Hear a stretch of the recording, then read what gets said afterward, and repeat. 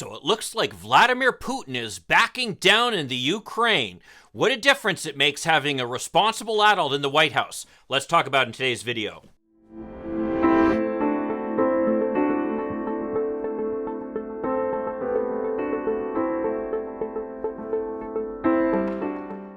Hi, I'm Mike Greiner. I'm a lifelong Democratic activist who's concerned about the direction our country is taking. If you share my concerns, maybe you could like this video, subscribe to this channel, even click that little bell that will notify you when I post something new. So if you've been worrying about the confrontation between Russia versus the US and our allies in Eastern Europe, you had good reason to be worried.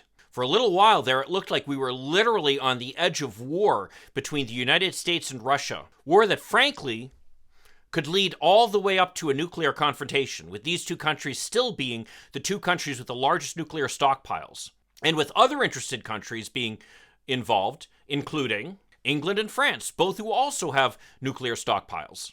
This was not some little skirmish that we could worry about because it was halfway around the world. This was a legitimate global crisis, something that all people who care about the future of the human race should be worried about. Putin, for his part, completely created this crisis. It's really his style to do so, to try to bluster his way and bully his way into some type of place of prominence on the global stage. Putin, of course, who was part of the KGB back during Soviet times, keeps promising to return Russia to its glory, as it had back when it was the leader of the USSR. The problem for Putin, though, is that he's basically leading a third world country at this point.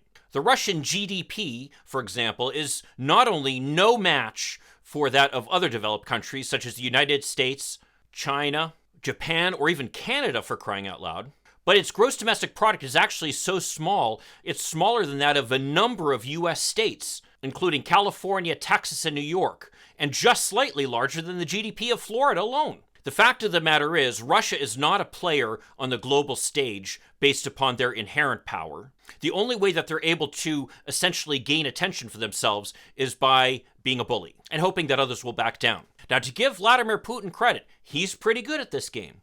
He managed to bully his way into a position of prominence in Syria. He managed to bully his way into annexing Crimea and causing all sorts of other trouble on the eastern border with Ukraine. And by cozying up to China, who is truly the global power who's potentially threatening the US's dominance at this point, he's trying to ensure that he retains his seat at the table. The Ukrainians, for their part, are having none of it.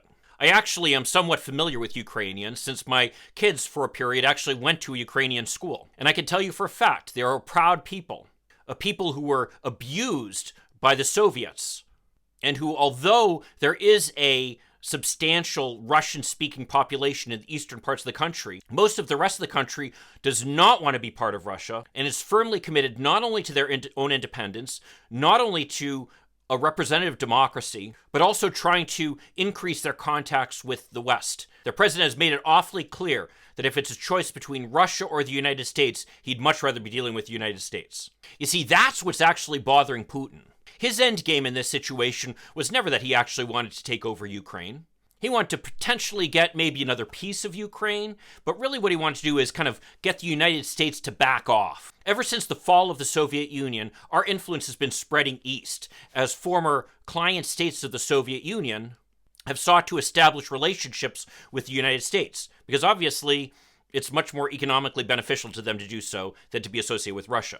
As a result, a number of countries, such as Hungary, Poland, and the Czech Republic, which were former Soviet client states, have now become part of NATO, the multinational alliance between the United States and Western Europeans that was designed to essentially counterbalance the Soviet threat during the Cold War. So this move by the United States and our allies into the East is something that is very frustrating to Vladimir Putin, when he is trying to get these same states to pay more attention to Russia than to the United States. So Putin is a master strategist who basically was trying to essentially create a crisis in hopes that the United States would back off in an effort to avoid any kind of escalation. He was informed in this view, by the way, by the fact that as Americans, we withdrew so aggressively, you might say, from Afghanistan. And truth be told, we did very little to counter his moves in the Crimea. Essentially, he was hoping that he could behave the way Hitler did back before World War II,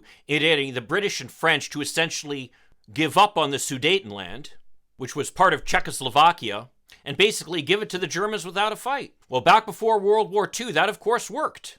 As Prime Minister Neville Chamberlain, and for some reason I always want to call him Wilt Chamberlain, which just shows what my background is. But anyway, as Prime Minister Neville Chamberlain was willing to essentially cede to the demands of the Nazis in a desperate effort to try to avoid war. Of course, it turned out that Chamberlain's appeasement accomplished nothing, only giving the Nazis an early victory without a fight, which only encouraged them in their continued move to dominate Europe. Fortunately for the Americans and truthfully the rest of the world, Neville Chamberlain is not the leader of the United States at this point. And for that matter, neither is Donald Trump, who, as it was once pointed out, said bad things about everybody except white supremacists and Russia. People have repeatedly wondered what was the hold that Russia had over Donald Trump. Well, in this case, it can be clear Russia has no hold over Joe Biden. In fact, just as an aside, it's interesting to point out that a lot of the Fox News hosts have been saying that Joe Biden was essentially creating this crisis, basically echoing the talking points of the Russian media, showing once again that the talons of the Russians and Vladimir Putin run deep in the MAGA movement. Fortunately, it turns out that there are still a few responsible Republicans who are not going along with that line. And they've pretty much been standing behind Joe Biden, who's taken a very measured response to the Russian moves. At the same time, I can tell you, a concern of mine has been watching some of my fellow Democrats who've been saying that Joe Biden is essentially acting in a warlike fashion and moving us toward war. I mean, I can understand where they're coming from.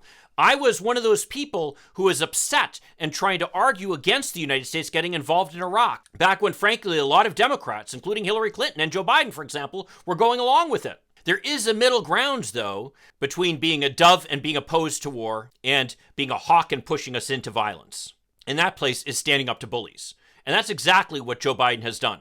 Well, Putin is not stupid. I think he can see that the gig is up. The United States has sent very strong signals that we're going to support Ukraine militarily if needed.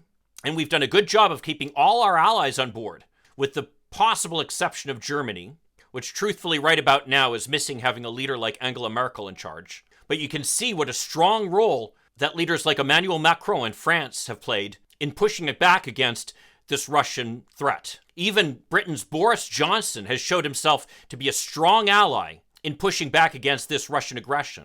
So Putin realized that he's not going to get this easy victory he was looking for, and now he appears to be looking for a way out. Don't believe me? Well, that became evident when Vladimir Putin made the announcement that he was looking for a diplomatic solution to this problem, something that he's not said up until now. And what's more is that he's suddenly blaming the Americans, saying that it's our faults that we're kind of pushing him toward this crisis. Obviously, Putin is trying to find a way to save face so he can back down after realizing that the United States and our allies were not going to be bullied anymore. Obviously, there's now another sheriff in town. Well, if you like this video and want to see another video about how Joe Biden, as our president, has demonstrated foreign policy mastery, you might want to check out this video here. As I said earlier, all of us Americans and truthfully peace-loving people around the world can sleep soundly now that we have an adult back in charge here. Well, I'll see you in that video. In the meantime, let's hope for continued progress. Thank you.